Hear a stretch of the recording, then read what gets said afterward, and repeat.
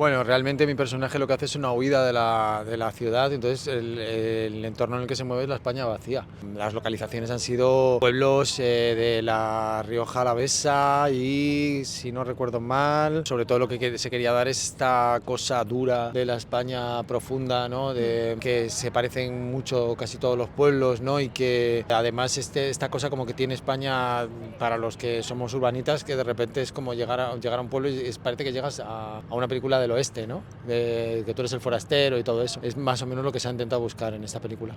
En esta película he tenido que vivir mucho en Pamplona, que ya conocía Pamplona, obviamente, pero no la había vivido y me ha parecido una ciudad maravillosa. Es una ciudad pequeña con una oferta cultural brutal, pequeña en el mejor sentido de la palabra, o sea, llegas andando a todos lados, preciosa, llena de historia y sobre todo con un mercado, con una comida, pero brutal, y con unos sitios para comer maravillosos.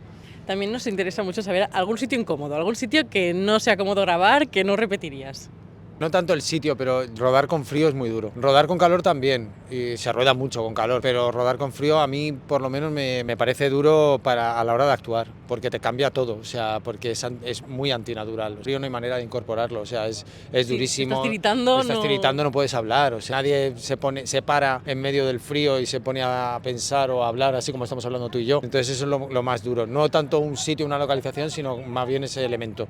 ¿Y te llevas alguna anécdota especial de algún lugar, aparte de haber vivido en Pamplona? Yo estoy enamorado de Colombia. De hecho, hace poco estuve rodando en un sitio que llevaba 14 años sin ir y he visto cómo ha cambiado para bien el país, como ahora es un país pacífico, precioso, con una riqueza cultural. O sea, estoy totalmente enamorado. Me gusta mucho Argentina, me gusta mucho México, pero no sé por qué Colombia es como uno de mis países favoritos.